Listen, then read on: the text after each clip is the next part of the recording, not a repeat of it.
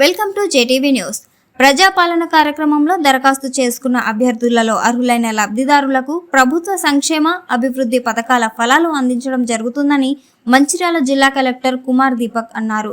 Luxettipet municipal కార్యాలయాన్ని సందర్శించి municipal commissioner Kalleda Rajashekar, municipal chairperson Nalmas కాంతయ్యతో కలిసి కార్యాలయంలో వివిధ విభాగాలతో పాటు ప్రజాపాలన సేవా కేంద్రాన్ని పరిశీలించారు.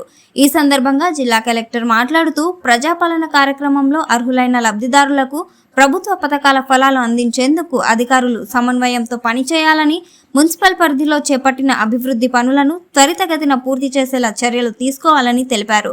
అనంతరం పట్టణంలో నిర్మాణంలో ఉన్న 30 పడకల ప్రభుత్వ ఆసుపత్రిని సందర్శించి పనులను వేగవంతం చేసి త్వరగా పూర్తి చేయాలని గుత్తేదారులను ఆదేశించారు.